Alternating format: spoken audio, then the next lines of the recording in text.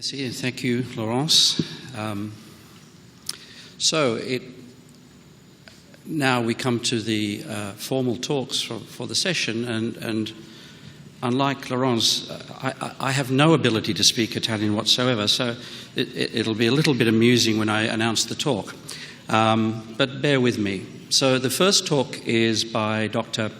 Giada Danesi, and the talk title is, well, it's not up there, so you'll have to hear me saying it. That is Scelte alimentari e appartenenze socioculturale. Dr. Danesi.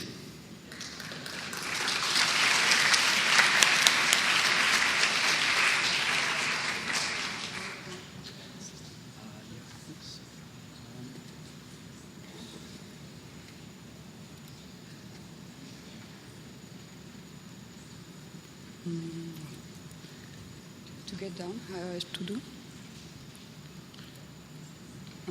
Just maybe just press the button a little. Okay, yes. Yes. My phone will beep after 25 minutes. Okay, yes. Buongiorno a tutti. Good morning to you all. I'm Giada Danesi. Today I'm here to talk to you about some of the results of my doctoral studies, which are the eating habits of young people in Europe. I have focused today on international comparison and the life cycle and the food choices of individuals. First of all, because social sciences are interested in nutrition, in diet, there are two main functions in the fact of eating. Firstly, it is nourishing oneself, and second is communicating. So nourishing yourself is to eat foods and to have an energy supply, which is essential for the functioning of the body and the organism, and communicating, because individuals, since birth, they communicate, and they're in a search of social interactions with other individuals. And amongst these, there are processes of communication which are essential to determining food choices and eating habits. So eating, on the one hand, satisfies physiological needs, but also hedonistic and psychocultural needs. This is the key to interpretation that social sciences intend to give to food behaviors. So what are the links between food choices and socio-cultural belonging? Essentially, what you eat is determined largely by nature and partly by culture. We are facing environments which offer certain resources, but the choice of what an individual eats is determined by a system of cultural classification. And Claude Fisher had once written that this was a paradox, and he wrote a book saying that man is omnivorous and has the freedom and adaptability to different food habits, and at the same time he is obliged to follow a certain variety, food variety.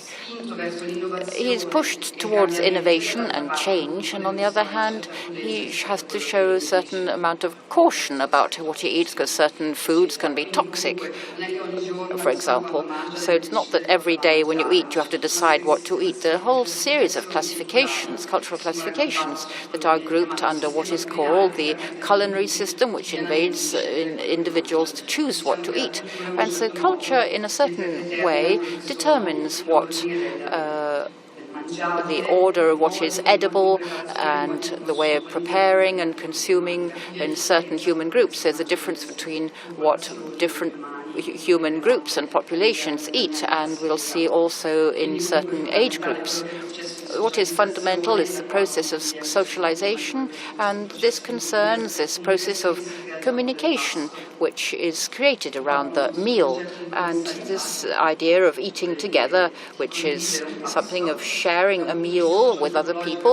And from a socio-anthropological point of view, it's important because sharing a meal means that you're in these processes of socialization relative to a meal, and the way in which this meal is consumed, and the ways of communication, the forms of communication which are allowed in this meal table, and the social communications and the underlying principles. If you think of the way in which food is served, who served it, whether it's the man or the woman, how children must behave at the table, and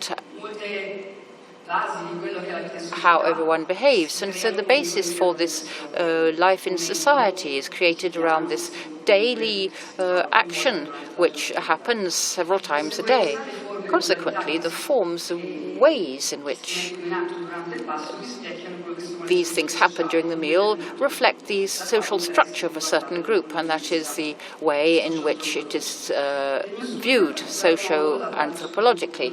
And young adults in various European countries, I explored and tried to understand how they are situated when they're eating and identifying their eating habits, which can inform us about the changes that are underway in new generations, because we can see what will happen later in their lives, because the young people today are the adults of tomorrow. And to identify if the differences in the way of eating, thinking about food and sharing meals in these European countries, I chose France, Germany and Spain, trying with the hypothesis that France and Spain can be similar, and Germany will have a slightly different relationship to food and forms of socialization around food, which previous studies had showed these slight differences, but not strictly connected with conviviality, and to understand the different practices of sharing a meal and attitudes towards food. In order to do this, to answer these questions, the methodology I chose was ethnographical and comparative, that is, comparing the different methods in different countries and collecting different types of methods, and biographic interviews done in depth when I looked at people and saw their habits and saw what had changed in their eating habits, observing participants and observing young people. I'd go and see what happened in various different cities, and doing a video observation. That is, it departs a little from the practices that are usual in anthropology, and it's experimental restaurant where young people would go and eat with friends and made observations, and I had cameras on the ceiling so I could see what they were doing at the table without actually being physically present during the meal. These data collected were analyzed as their contents. There's a manual and a corpus of interviews, the Alceste program, which makes a lexical analysis of the text and looks at the categories, and I'll give them a meaning. I wanted to make a review of the population. I interviewed 83 young adults, some repeatedly. There are about 30 in France, 30 in Germany, and about 30 in Spain. And I interviewed them because they were expatriates in other countries. And this was interesting for the research because I thought it was important to see the flexibility that a person develops when they go and live in a different country, and they see the practices of the country of origin and what they develop in the new country. And so I wanted to see if my interpretations were correct. The observations were done between Paris and Lyon and Barcelona and Madrid and Berlin, and I chose 18 to 30 years age group to have a wide range, which corresponded to the perception that young people who are aware that they're very different from one country to another, and so in this 18 to 30 years, they were very francophone. Young people going to Spain, I realized that this had to be extended to this age group, young people who no longer lived with their parents. And in Germany, I wanted to study that group too. population was composed in a diversified group. I wanted to try and identify the interesting criteria to consider. Men and women, students, workers, and the budget available changes your budget if you're a student or a worker. And I thought it was important to have young people who lived in different contexts. People who lived with other young people, people who lived with their parents, people who lived as a couple, and some young people who already had some children but who were finishing their university studies. And I'm going through this rather quickly because I want to develop other things, and I collected this information. I tried to identify the meanings that young people attributed to food, and these 4 themes came out very strongly. These young people were asked what is the role of food in their life. They said the importance of nourishing yourself, activities and other activities. When they organized what they were saying, they were organized. There was work, there's food, there's work, there's eating. Eating is one of the daily activities amongst others. Very important fact that emerged was that hunger, satiety, the pleasure of eating, and all these related to the body. And then there's this eating for yourself, individuality. You imagine a young person who at a certain moment in his life can freely decide what he's going to consume, what he's going to eat, and a great value was given to this idea of building yourself, eating, choosing what you wanted to eat, not eating what the family had imposed upon them. And this enabled them to build their own personality. And various particular diets were established, aesthetic or ethical, and young people started to adopt these after they'd left the family unit. And you can imagine young people who said, I was a vegetarian and now I live with other people. I've started to follow this vegetarian vegan regime diet, and so I found a cooperative where I can buy organic foods. And so this I wish to establish one's identity and to have a diet which is specific to your own person, your own persona. That is the importance of eating in order to meet with other people. This is a moment in your life. You go to live in a room by yourself and your meal with your family disappears and becomes something that happens at weekends only, for example. And going out, meeting other people is very important, and eating together is a moment of communication where you meet with other people and you have social links with other people, but you're all exposed to alterity, and you meet new foods, you go to a restaurant with other foods, and so you find other varieties different from what you've been used to. And integrating, this idea of communicating, of communion, identity, and celebrating this group activity thanks to the foods which are shared, and they're incorporated, and they have the same properties, but you recognize oneself as a group in the food. So I talk about the young people who started being vegans, living with people who ate vegan with a vegan diet, and being in that group means you ate like this group to know their foods and to belong to this group. And so you had all the underlying values associated with it. These were videos which I won't be able to show you. I wanted to show you that these choices are determined by very different registers according to the presence of other individuals. Here, this social pressure that others exert on what we eat. In this case, there are young people who are sitting around a table, and the man on the left has a lot of salt on his plate, and a friend said, how much salt do you eat? It's bad for your health. And he answers, well, I don't care, I like salt. And so these are two registers of discourse which are totally different. One says you've got to eat for health, and if that I like this, I don't care about my health. And so he does what he pleases. Whereas in this other specific case, there's this group, there are two couples, and one who gets up and he says, I go to get my dessert? And they all say, no, I don't want it, I'm full, etc., etc. And say, well, I'll eat this dessert by myself. So he gets up and gets it, and his friends say, you really don't know how to eat. You leave me to eat it by myself. So he goes to get his dessert, and the girl at the end of the table continues looking at his plate, and the other girl said, well, give her some. He said, no, it's fine. So exerts pressure on her boyfriend to go and get a dessert because she wants to taste it. So he comes with it, and she eats just a bit, and then he ends up finishing it. He decided that he was full, he didn't want to eat it, and the dynamics in the group meant that what he wanted to eat have been changed, not because of conviviality as his friend would have liked, that everyone should eat the dessert and they should all share eating it, because his girlfriend exerted pressure on him, so he went to fetch it for her.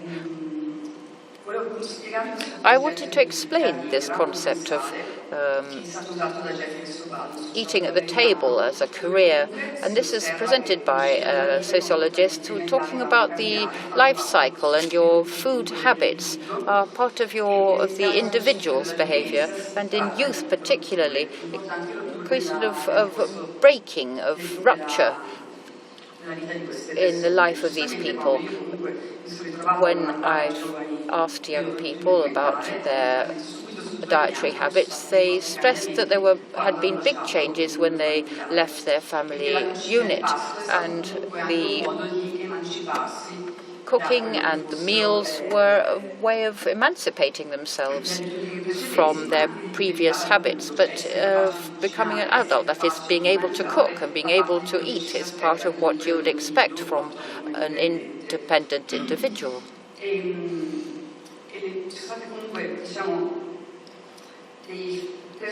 There were people who spoke about rebellion, even. There was this rupture with the discipline of the meal and the practices of preparing food, so no longer respecting the daily meal every day, not spending so much on preparing meals, but buying ready meals and so on.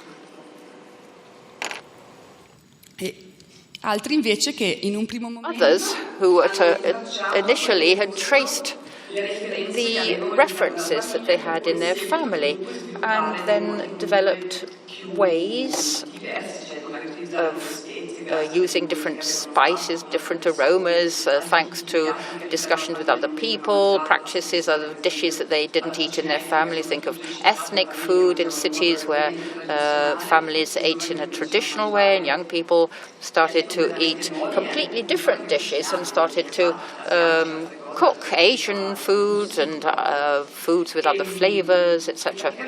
And there are these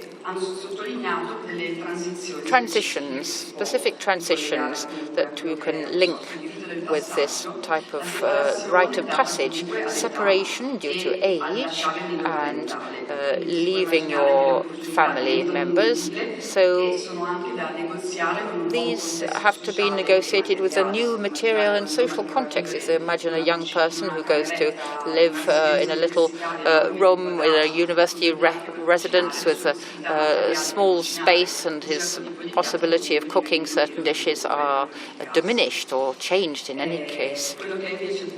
What is this liminality, which is the fact of having various different experiences, of living together, precarious situation, temporary facts, things that don't last over time, but they are associated with a specific moment in time, where there is this importance of affirming oneself and this subjectivity.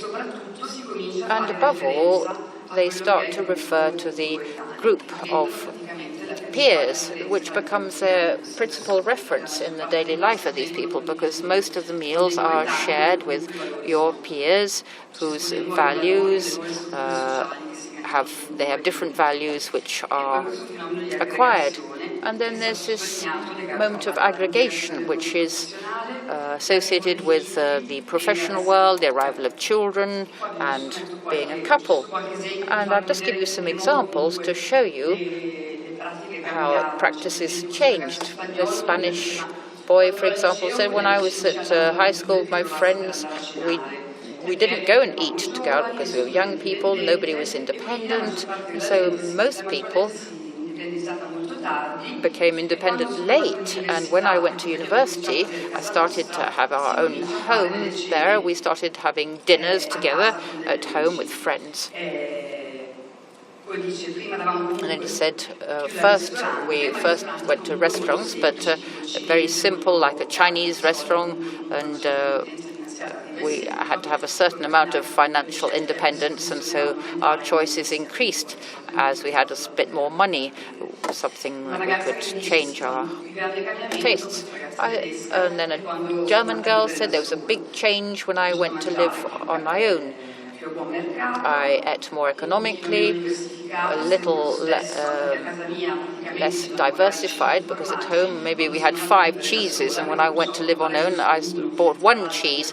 And in Germany there's this habit that you take one layer of the one shelf on the fridge, and so the space to put your food is reduced, and so the availability of food in the home every day is limited. And then there's this French boy who went to Erasmus. We wanted to eat together, but we had to eat either in each other's room, or we had a table downstairs, and so we're eating in the corridor in the residence just to show we could share a meal. So you could imagine it's a situation where you're exposed to these life conditions typical of this age group. A very disorganized life. Joyce saying, I go to have a beer with friends, I drink 4 beers, and we don't have the dinner anymore. And this becomes their dinner. 4 or 5 beers, but it's sort of 10:30 p.m. and the restaurants are closed, so maybe I'll eat something when I get back home. But then there's this idea of what you're going to do when you become adult. Adrian says, my life is very disorganized. I didn't have time to have meals. I eat what I find.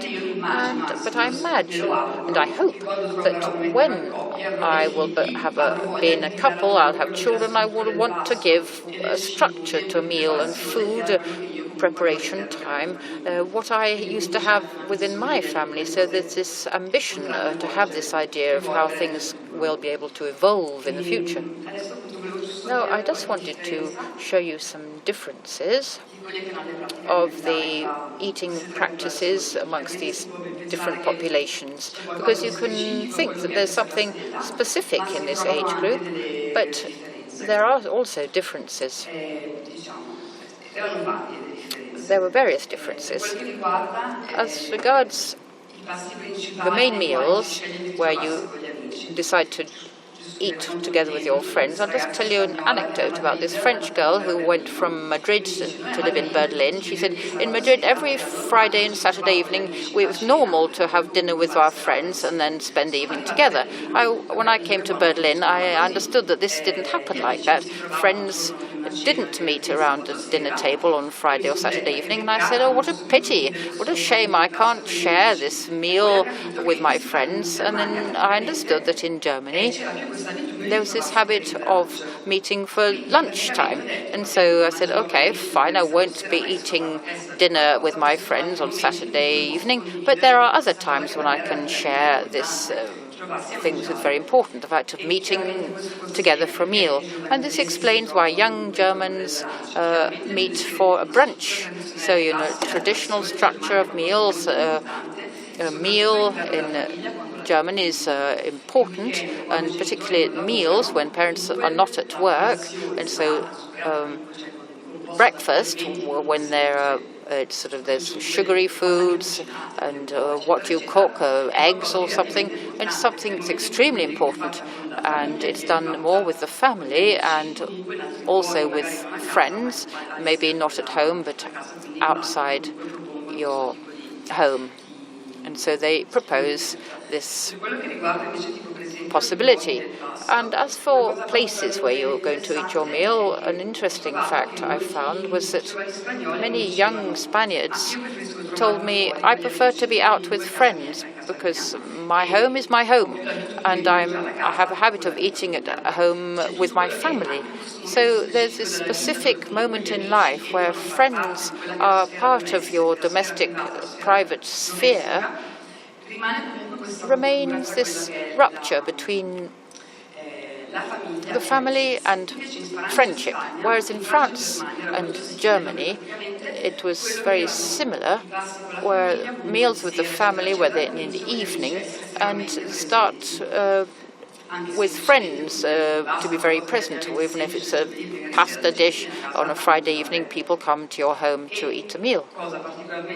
And an interesting fact is that if in France people said they will invite people home for a meal, to eat together, to spend more time around the table, to have a more structured meal, and say, I'll do an entree, an hors d'oeuvre, and then the main dish, and then the dessert, and so on. Whereas in Germany, it was just one dish, and not very interesting in itself. What people said was, if I'm with friends to eat at their home, the idea is that of cooking together. It wasn't the fact of meeting for the meal, but to take time to socialize around the preparation of food.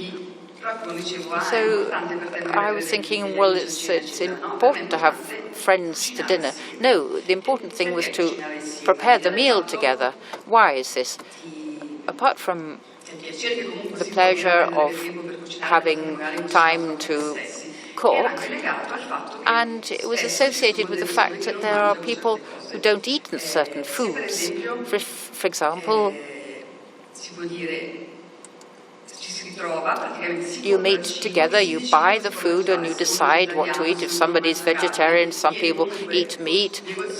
This is negotiated at the time of preparation of food, and you can solve conflicts which may arise in preparing the meal.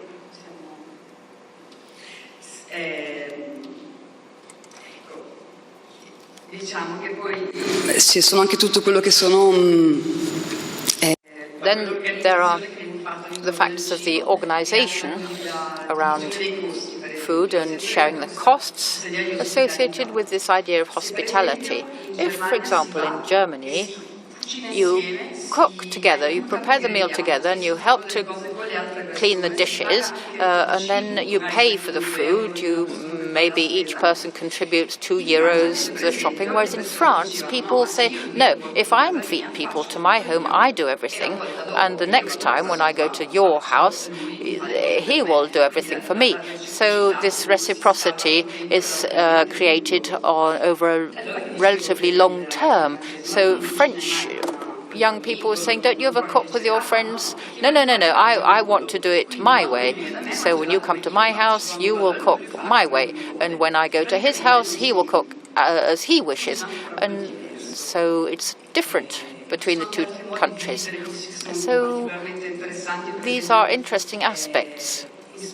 In Spain, they've got these tapas, and there's some cities where you go from one bar to another, one cafe to another to have your tapas.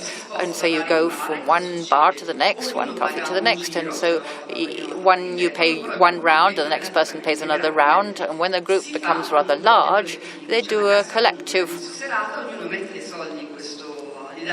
box, and so everyone eats the same food, the same drinks that are ordered, but this money which has been pulled together, and so it's the group that pays. You can just imagine when you come to a bar full of people, you'll be standing up, you might be standing outside, but you are a group, and there's this money, this fact of buying. One person who orders, and the person responsible for the group for the whole evening. I could speak for hours, but I'll stop eventually. And there's this question of attitude to food, which varies a lot. I wanted to show you an example so you could realize this. This is a menu that you can look at the Freie Universität in Berlin, there are at the bottom there are labels. This is the information given to somebody choosing what to eat at the university canteen in Berlin. If it's organic, if it has preservatives in it, if it's vegan, if it contains products containing eggs, and there are all these references which people will look at. This is the canteen in France. This is at Sorbonne, and here's the menu at the Dubron University in Paris. And it says, have balanced meals at regular intervals and take time to share this moment with your friends. This is the first way to ensure your good health. You can see the type of information given is totally different. At the bottom of the page, you can see how food is described in France, not because of these components of the food and the certification of certain things like organic or whatever, and the information is given. This is the only page on this website if the type of cooking, if it's traditional, free service, or boutique, which means exotic or regional food, rapid formulas, or brasserie, patisserie, pizzeria. So the information provided reflects ways of thinking about food and relating which are linked to a specific context of life and these cultural differences in particular. So in conclusion, we can see that eating is not a purely rational individual fact. It's essential to understand food eating practices in the specific context in which they take place, in the temporal, spatial and cultural context, and it's important to consider the evolutionary character of the identity and context of the life of individuals in the course of their life, and to grasp the different scales that act on the food choices of individuals and groups, and the specific moment in your life and the cultural references. So individuals are composed of these different factors which act on their practices. You can't talk about an individual and that's that without thinking of the different influences which have a role. And in this specific case, there are relations with the young worker, the young student, or other socio-demographic characteristics which can influence his dietary practices. Thank you for your attention.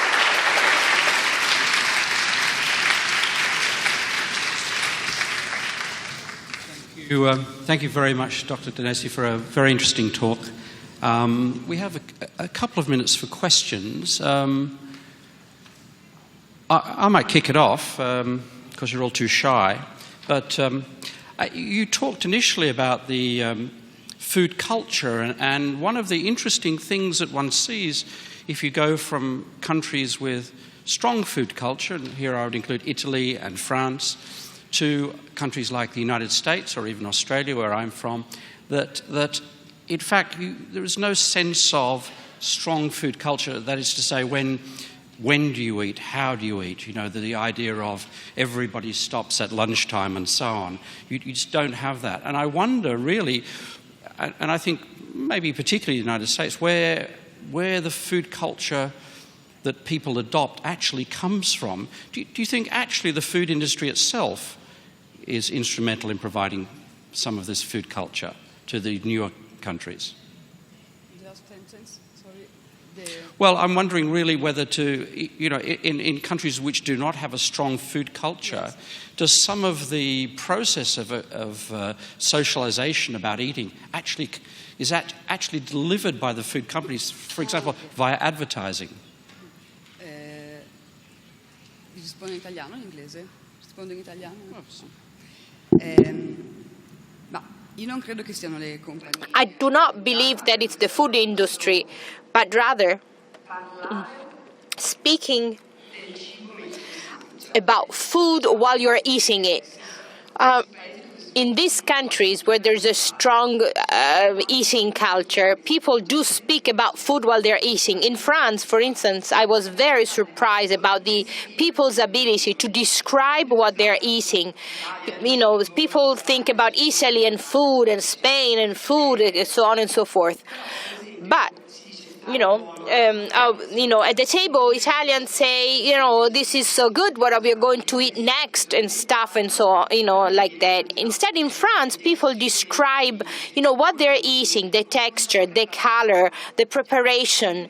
And, it's even the ability to mobilize this knowledge about food, which is essential for social integration. If you are in a new work location and you refuse eating with your colleagues, or you say rather, I would like to live on my own at my desk, you are an outsider. You are forced to have these cultural references in order to belong to that group, to that societal group. Whereas in Germany, for instance, where you have a tradition, but young people, youth, distance themselves from German food culture, because in Germany people mainly eat meat, whereas youth eats in a different manner.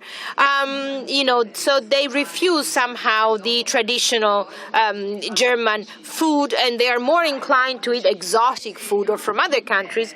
Speaking about food is a sort of like identifying you as a group, identity. If you speak too much about food, you are a bourgeois. And some people were saying in my interviews, there was a Spanish girl that was saying, it can't be. Here, everything stops for lunch. People are not productive. Instead, in Germany, I have the right, I'm entitled to have time to food, but I can, and actually have meals. But it's on the weekends, because during weekly days, you have to be productive. And if I spend an hour and a half, consuming my meal, I'm out of the group. So I don't know whether I answered your question. Thank you, yes. Time perhaps for one more question from the audience. Yes. Tanto complimenti per la... First of all, congratulations for your analysis, because I'm still processing, what you said, and definitely this means that I heard interesting things from you.